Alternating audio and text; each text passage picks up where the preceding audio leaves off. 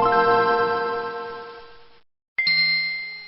guys, I'm Liam and today I'll be talking about my top 5 albums of 2015. Since I'd be rambling on for about half an hour about my other top 25 choices, what I'll do is I'll just give a few honourable mentions, get into the top 5, and then I'll just leave a link in the description to my original list that I done about a month ago, and you can bore yourself slowly just reading all that nonsense. There were two really good pop punk albums this year, one being Neck Deep's sophomore album Life's Not Out to Get You, as well as Knucklepuck's Colpacetic, which I think I'm saying right. The former is more just the kind of sound you'd expect to hear from Blink 182's earlier days, whereas Knucklepuck kind of just builds up on the sound bands like American Football made popular. Just quite a stripped back emo sound. The kind of lyrics are quite depressing, to put it lightly, but they're both very enjoyable albums and kind of bring a renaissance of pop punk again, which, depending on if you like or hate the genre, is either a good thing or a bad thing. Another solo artist who didn't really surprise me since I already knew beforehand how great her stuff was, but Courtney Barnett, Sometimes I Sit and Think and Sometimes I Just Sit, was one of the best solo albums I've heard all year. It just had some amazing tracks. Elevator Operator and Pedestrian at Best are two of the best things I've heard all year. Church released Jenny Death this year, which was the second half of The Powers That Be, so in a way it's maybe a bit of a cheat to put it on the list. I know that a lot of critics loved it, and I myself, The Money Store is one of my favourite albums of the 21st century, without a doubt. Um, and although it was lacking in comparison to the next five albums, to me anyway, I still loved it to pieces. On GP was just the perfect amalgamation of rap and rock, and oh, blew me away. One of my favourite tracks of the year. The last entry on the honourable mentions list anyway is JME's Integrity, which I was blown away by, probably because I had so low expectations for it, because I didn't know about it until somebody on Twitter the day of its release told me about it. And grime, in my eyes, is just a genre that just keeps going up and up and up, and JME is definitely the best that the genre has to offer. And to kick off the top 5, I have Both Alice, who came out with their debut album My Love Is Cool this year, which was just unprecedented when it comes to hype anyway. Social media was just in a blaze about the band, as were many publications like NME, which had me doubtful, but I was really pleased with what they came out with. One of the best debut albums of the 2010s anyway. Some of the tracks like Giant Peach and Brothers, which has been on loop on my Spotify, it's definitely the most played tracks I've had. It just goes to show that if you've got the talent and you've got the passion, it doesn't matter how much hype is surrounding you, you will stand out from the crowd, and Will Fallis just hit out the park with this. I don't know how they're going to be able to top it with their sophomore album.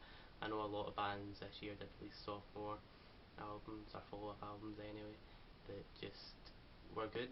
They just weren't as good, but I think even with that pessimism about it, just take it at face value. It's one of the best albums of the year.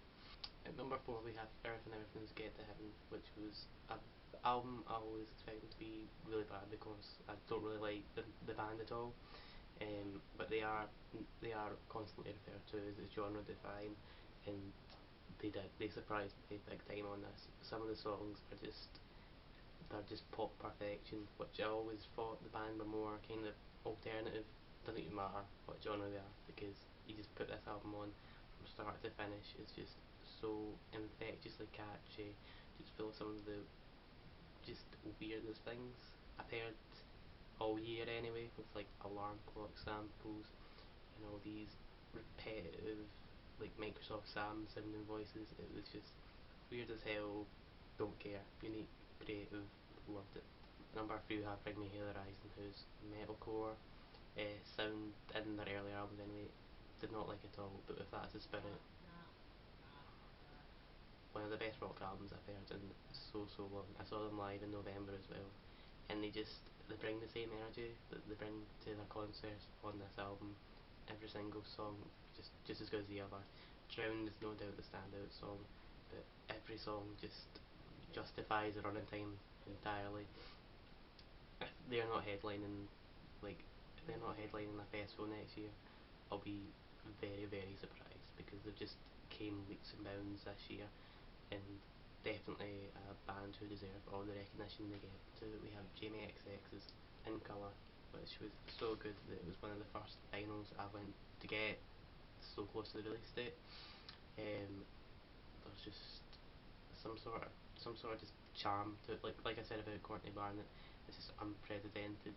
There's some minimalistic tracks, and then there's just ones that have just got layers and layers of samples, which if any other artist I think handled it would just be sluggish and awful.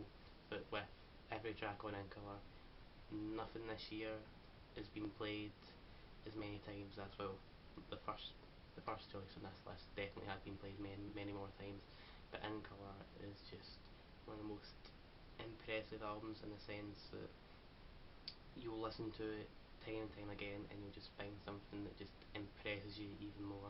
And number one, we have Kendrick Lamar's To Pimp a Butterfly, an album that I don't think anyone's surprised to see on this list at all. It's the most important album of the year, if not the decade. It's just so diverse, so enjoyable to listen to from the very start to the very end. There's this kind of, not the same kind of narrative you did get with Good Kid, Mad City, where it was like a story. It's more just a personal progression. So it is, and the last track is, it's weird. Like he's talking to Tupac, which I was kind of like pure perfection. I would be within my rights to say that it's the best album of the past decade. I did love Kanye West, My Beautiful Dark Twisted Fantasy, but this one just, I can't. I would be lying to myself if I said that.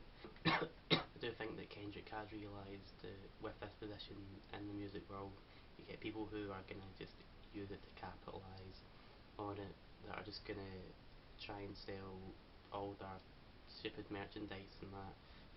You get artists like that. There's some of my favourite artists are like that, but he's just the one that I think really captures the importance music has. There's been tons of albums this year uh, that tackle political issues, that made a stance, like Enter Shikari's The Minesweep, which was just, it just captured the Rage Against the Machine kind of spirit.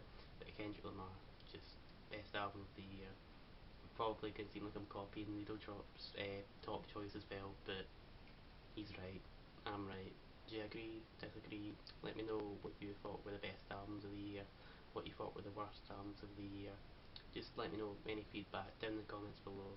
And until next time when I decide to do this, bye.